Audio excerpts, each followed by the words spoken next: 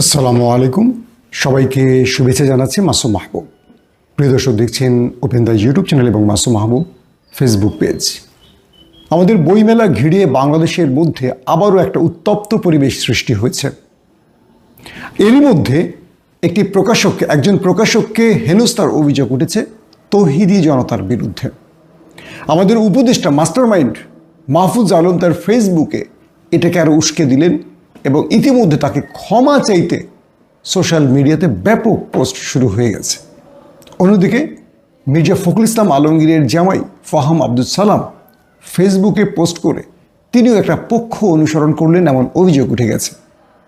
মাহফুজ আলম তৌহিদি জনতা দ্বারা কাদেরকে বোঝালেন, কাদেরকে দায়ী করলেন? আবার যে স্টলকে নিয়ে সোশ্যাল মিডিয়াতে সুশীলদের এত বক্তব্য, সেখানে ইসলাম প্রিয় বা দাড়ি টুপি পরা কেউ সেই স্টলের প্রকাশককে হেনস্থা করল না, উল্টো তিনি কোনো গেম করে এই সুযোগটি তৈরি করে দিলেন রাষ্ট্রের ষড়যন্ত্রকারীদের। নেপথ্যে বসে এটার মূল কুশীলব কারা? চলেন এই বিষয়গুলো আজকের ভিডিওতে আমি ক্লিয়ার করার চেষ্টা করব। দর্শক, প্রথম যে ঘটনাটি আসছে সেটি হলো বইমেলার একটি প্রকাশনী স্টল ছিল সব্যসাচী। সেখানে প্রকাশক ছিলেন শতাব্দী ভব। তার সঙ্গে আমাদের কিছু পাঠকের তর্কতর্কি হয়, বাকবিতণ্ডা হয়। যে ছাত্ররা দাড়ি টুপি পাঞ্জাবি পরা ছিলেন তারা খুব বিনয়ের সাথে প্রোটেস্ট করছিলেন এবং তিনি যখন জয় বাংলা স্লোগান দিচ্ছিলেন বলছিলেন যে জয় বাংলা ফ্যাসিস্টদের স্লোগান, আর তিনি বলছিলেন এটা বাঙালির স্লোগান। তো এই বিতর্ক একটা সময়, আপনারা ইতিমধ্যে সোশ্যাল মিডিয়া দেখেছেন যে এই বিতর্কটা যখন চলছে তখন শতাব্দী ভব যারা তাকে প্রতিবাদ জানাতে গেছে তাদের গায়ে প্রথম হাত তুলেছেন। ভালো করে খেয়াল করবেন, ফুটেজটা আপনারা ইতিমধ্যে সবাই দেখেছেন, ভালো করে খেয়াল করবেন। শতাব্দী ভব তিনি প্রথমে যারা এটার প্রতিবাদ করতে গেছেন তাদের গায়ে হাত তুলেছেন, থাপ্পড় মেরেছেন। কিন্তু সোশ্যাল মিডিয়াতে চলে গেল কি তৌহিদি জনতা তার সাথে খারাপ আচরণ করেছে বা তার স্টল পুড়িয়ে দিতে গেছে, এমন অনেক অভিযোগ এসছে। এটা ছিল একটা পরিকল্পিত ঘটনা, কারণ তিনি প্রথম হাত দিয়েছেন। তিনি চেয়েছেন যে আমি হাত দিলে আমাকে হাত দেয়া হবে, আমার গায়ে হাত দেবে বা আমাকে মারধর করবে, এটা নিয়ে আমরা গেম করব, অর্থাৎ ওপারের প্রেসক্রিপশন বাস্তবায়ন করব। আমি এখানে আবার আসবো, একটা স্ট্যাটাস পরে আসি, সেটা হলো ফাহাম আব্দুল সালামের একটা স্ট্যাটাস। তখন আপনারা বুঝবেন তিনি হলেন মির্জা ফখরুল ইসলাম আলমগীরের জামাতা। তিনি কি লিখেছেন শোনেন। বইমেলায় আমার বই নিষিদ্ধ হয়েছিল, খুব বাজে কাজ ছিল। এর চেয়েও বাজে কাজ হয়েছে আজ, কারণ আমাকে বা আমার প্রকাশকের ক্ষেত্রে অন্তত এরকম ইমিডিয়েট ফিজিক্যাল থ্রেটের সম্ভাবনা ছিল না। একজন সামান্য প্রকাশককে তসলিমা নাসরিনের বই রাখার জন্য যদি হেনস্থা হতে হয়, ভবিষ্যতে কেউ আর এই ধরনের বই ছাপাতে রাজি হবে না। এই ধরনের ফ্যাসিস্ট আচরণের বিরুদ্ধে সরকারকে কঠোর হতে হবে। কে বলছেন? ফাহাম আব্দুল সালাম। লেখকের স্বাধীনতা খর্ব করে কোনো পক্ষেরই লাভ হয় না, ক্ষতি হয়। স্বাধীনতার মানি হলো যাকে আপনার পছন্দ না তাকেও সহ্য করতে হবে। আচ্ছা, আমি এখানে একটা বিষয় বলি। তসলিমা নাসরিনের বই কিন্তু বাংলাদেশে নিষিদ্ধ ছিল, এটা আমরা কম বেশি সবাই জানি। তসলিমা নাসরিনকে এই দেশ থেকে কিন্তু আন্দোলনের মাধ্যমে তাড়ানো হয়েছে, এটাও আপনারা জানেন। এবং আওয়ামী লীগ তসলিমা নাসরিনকে এই দেশে প্রবেশ করতে দেয়নি বিগত 15 বছর বলি বা তার আগেও বলি। তো তসলিমা নাসরিনের বই যখন বিক্রি হবে তখন ধর্মপ্রিয় মানুষ প্রতিবাদ করতেই পারে, তৌহিদি জনতা বলেন বা ধর্মপ্রিয় মানুষ প্রতিবাদ করতেই পারে। তসলিমা নাসরিন ভারতীয় খুব সুখকর পরিবেশে নেই। তিনি সেখানে ফেসবুকে মাঝে মাঝে এমন বাংলাদেশ বিরোধী ষড়যন্ত্রমূলক পোস্ট করেন যে তিনি কখনো বাংলাদেশের নাগরিক ছিলেন তার এই পোস্টে মনে হয় না, মনে হয় যে আজন্ম তিনি ভারতীয় ছিলেন। তো তার বই একটা স্টলে রাখার জন্য আমাদের জনগণ প্রতিবাদ করেছে, কারণ এটা নিষিদ্ধ ছিল এই বইটি। তো এখন যদি এই বইটিকে প্রকাশক বা স্টলে বৈধ করে দেওয়া হয়, আগামী দিন আওয়ামী লীগ কী বলবে? যে ইসলামের নাম করে এসে বা আমাকে ফ্যাসিস্ট বলা হচ্ছে, আমাকে ইসলাম বিরোধী বলা হলো, কিন্তু ইসলাম পক্ষের শক্তি জামাত, তো এখন অনেকে বলে জামাত নাকি ক্ষমতায়, এটা সেটা হাবিজাবি, বা বিএনপি ইসলামী ভাবাপন্ন একটি দল। এই অভিযোগটি তাদের বিরুদ্ধে আওয়ামী লীগ আনবে না, যে আমরা তসলিমা নাসরিনের বই নিষিদ্ধ করলেও দেখেন বিএনপি জামাত মিলে আবার ইসলামী তসলিমা নাসরিনের বই বাংলাদেশে বৈধ করেছে। তো মানুষ যখন প্রতিবাদ করলো, আপনারা ভিডিওটি খুব ভালো করে দেখবেন। আমি এই ভিডিওটি আমার এই ভিডিওতে দিতে পারছি না সঙ্গত কারণে, কপিরাইট আইন বা এরকম ভায়োলেন্স ভিডিও দেওয়া কঠিন।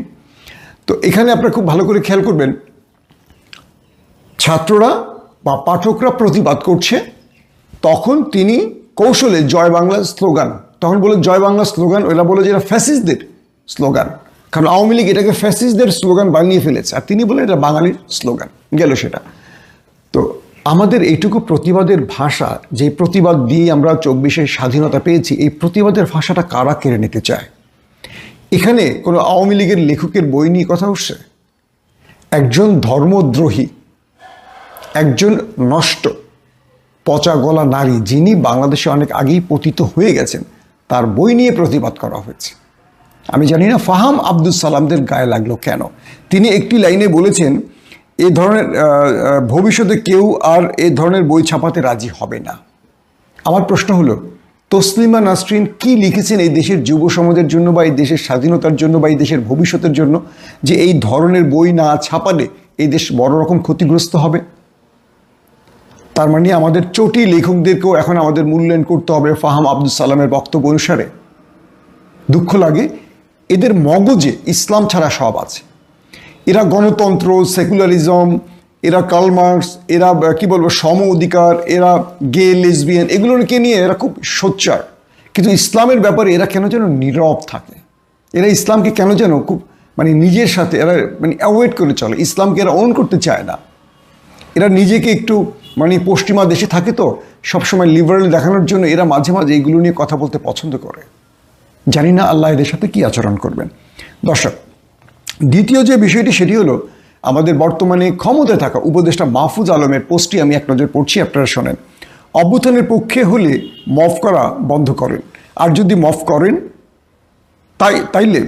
তাইলে আপনাদেরও ডেভিল হিসেবে ট্রিট করা হবে।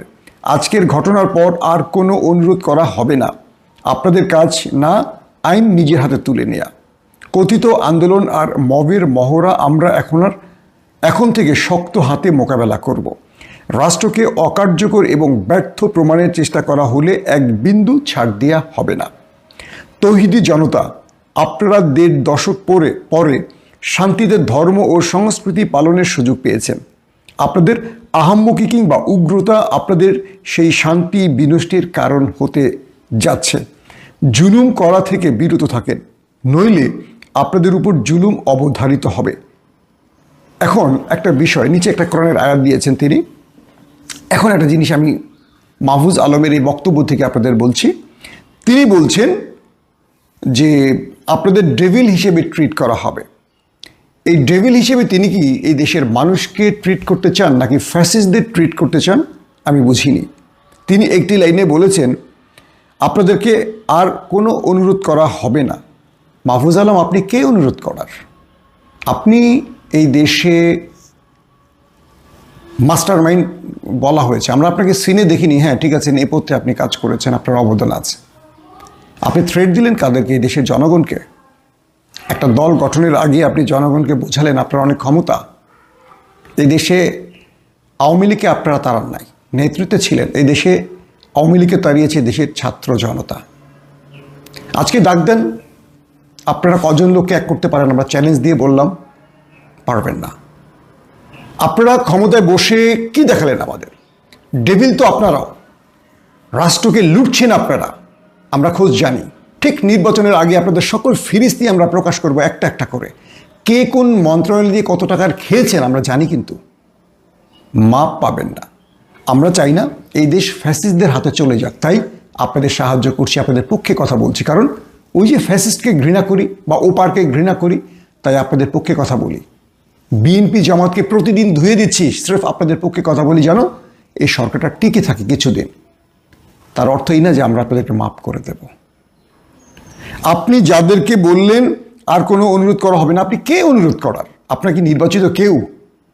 বলেন, আপনার নিজের ক্ষমতার চেয়ারটা কতক্ষণ আছে সেটা আগে চিন্তা করেন। আমরা আইন হাতে তুলে নেব না, তবে আপনার কথাটুকু আমরা ওইটুকু গ্রহণ করব এই দেশে প্রতিদিনই মব সৃষ্টি হচ্ছে, এই দেশে বিভিন্ন দাবি আদায় রাস্তায় মানুষ নামছে। আপনি যদি সেটাকে ইঙ্গিত করেন, আমরা আপনার পাশে আছি। এই দেশে এই সরকারকে ব্যর্থ করতে নানা ষড়যন্ত্রকারীরা প্রতিদিন বিভিন্ন দাবির জন্য ঢাকাতে বিভিন্ন জায়গায় নামছে, ভাঙচুর করছে, রাস্তা বন্ধ করছে। আমরা আপনার এই মতের সাথে একমত। কিন্তু বইমেলাকে যদি ইঙ্গিত করে আপনি এই কথাটি বলে থাকেন, একজন পর্ন লেখক স্বাধীনভাবে বাংলাদেশে প্রকাশনী খুলে বসবে, এটা আমরা সমর্থন করি না। আমরা সব্যসাচী বা শতাব্দী ভবর বিরুদ্ধে নই। তিনি যদি তসলিমা নাসরিনের বই তার স্টলে বিক্রি করেন, এটার বিরোধী আমরা প্রতিবাদ করবই। তাকে তো মারধর করা হয়নি, বরং তিনি গায়ে হাত তুলেছেন। এই ভিডিওটি ভালো করে দেখেন, 2 মিনিট 20 সেকেন্ডে তিনি প্রথম থাপ্পড় মেরেছেন আমাদের পাঠকের গায়ে। এবার তাকে গ্রেফতার করেন। যদি তাকে গ্রেফতার করার দুঃসাহস না থাকে, তাহলে নাক কি বলবো, মুচিলেখা দিয়ে অথবা নাকি খড় দিয়ে ক্ষমতার চেয়ার থেকে বিদায় নেন। আপনারাও জুজুর ভয় করেন জানি, একদম খোলামেলা কথা বলছি। আমরা আইন হাতে তুলে নেওয়ার পক্ষে নাই, দেশের মানুষ আইন হাতে তুলে নেবে না। যারা নেবে অন্যায়ভাবে, তাদের বিরুদ্ধে আমরা দাঁড়াবো। আমরা প্রতি মুহূর্তেই কথা বলছি। পাঠক যদি কোনো লেখককে, কোনো প্রকাশককে অন্যায়ভাবে গায়ে হাত দিয়ে থাকে, তার বিচার অবশ্যই করতে হবে। এটা কোনোভাবেই ন্যায্য না, এটা কখনোই সমর্থনযোগ্য নয়। কিন্তু তসলিমা নাসরিনের মতো একজন নষ্ট নারীর বই বিক্রি হলে সেখানে বাধা দেওয়ার অধিকার আমার আছে, অবশ্যই আছে। এই দেশে আমি নাগরিক, আমার সেই অধিকার আমার সংবিধান আমাকে দিয়েছে। আমি তো গায়ে হাত তুলিনি। আমি যদি শেখ হাসিনার সামনে প্রতিবাদ করতে পারি, আমি আমার মতের বাইরেও কারো প্রতিবাদ করব। আমি তো আইন হাতে তুলে নেইনি। কোথায় পেলেন আইন হাতে তুলে নিয়েছে তারা? ভিডিওটা ভালো করে দেখেন। আরেকটা কথা বলবো, আমাদের দেশে খুব সেন্সিটিভ একটা ইস্যু তৈরি হচ্ছে। যেখানে সেখানে কালো পতাকা দেখি, কালে বা খচিত কালো পতাকা। এটা কিন্তু পশ্চিমা দুনিয়ার চোখে একটা সন্ত্রাসী পতাকা। আমি বলছি না এটা সন্ত্রাসী পতাকা, কারণ আইএস কালো পতাকা নিয়ে এই পৃথিবীতে আবির্ভাব হয়েছে। এবং দেখেন, আইএস কিন্তু পশ্চিমা দুনিয়ার সৃষ্টি, এখন সেটা প্রমাণ হচ্ছে। কিন্তু আমরা অনেক জায়গায় দেখছি কালো পতাকাটা বহন করতে। এটা করবেন না। যদি কেউ ভুলক্রমে করেন, করবেন না, কারণ আন্তর্জাতিক অনেক বড় রকম রাজনীতি চলে নেপথ্যে। আর যদি কেউ এই পতাকা বহন করে আসেন, এই পতাকা দিয়ে আমাদের খুব বেশি লাভ হবে না। কালো পতাকা দিয়ে সবুজ পতাকা নিয়ে আসেন সৌদি আরবে। আরেকটা কথা বলছি, বিভিন্ন জায়গায় জিয়াফত বা গরু খাবার যে একটা রেওয়াজ তৈরি হচ্ছে, দেখবেন সেখানে অধিকাংশ দাড়ি, টুপি, বড় বড় কি পাগড়ি, কি বলে এটাকে, ওই বড় বড় চুল, বাবরি চুল, বড় বড় দাড়ি, পায়জামা পাঞ্জাবিকে সামনে রাখা হচ্ছে। এটাও কিন্তু খুব সিগনিফিক্যান্ট, খেয়াল করবেন। কাউকে বিশ্বাস করে ঝাঁপিয়ে পড়বেন না। মনে রাখবেন, বিশ্বাসঘাতকরা আপনার সবচেয়ে কাছের বন্ধু হয়েই প্রবেশ করবে। ইতিহাসে যদি মুসলিম ইতিহাসের সাম্রাজ্য পতনগুলো দেখেন, বড় বড় সালতানাতের পতন দেখবেন, একদম খুব কাছের বিশ্বস্ত লোকটাই প্রতারণা করেছে। তাই বলছি, বাংলাদেশে জিয়াফতের সিস্টেমগুলো বন্ধ করেন। দেশে অনেক কাজ আছে। আমাদের মুসলিম তরুণদের অনেক মেধাবী কাজ করতে হবে, অনেক প্রতিষ্ঠান গড়তে হবে, আমাদের অনেক দূর যেতে হবে। আমাদের কাজ প্রত্যেকদিন কোথাও গিয়ে ভেটো দেওয়া না, কোথাও গিয়ে হাঙ্গামা মব সৃষ্টি করা না। এই রাষ্ট্রকে আমাদের তৈরি করতে হবে। 15 বছর এই দেশটাকে যারা ধ্বংস করে দিয়ে গেছে, যারা এই দেশটাকে ভারতের পকেটে ঢুকিয়ে দিয়ে গেছে, এখান থেকে দেশটাকে রক্ষা করতে হলে মেধার প্রমাণ দিতে হবে। আমাদেরকে অনেক কাজ করতে হবে। সেই কাজে আমাদের তরুণদের এগিয়ে আসতে হবে। ওই জিয়াফত করবেন, ওইটা ভাঙবেন, এগুলো বন্ধ করতে হবে। তারপরে আন্দোলন সংগ্রামের ক্ষেত্রে এই পোশাকটা পরিবর্তন করেন ভাই।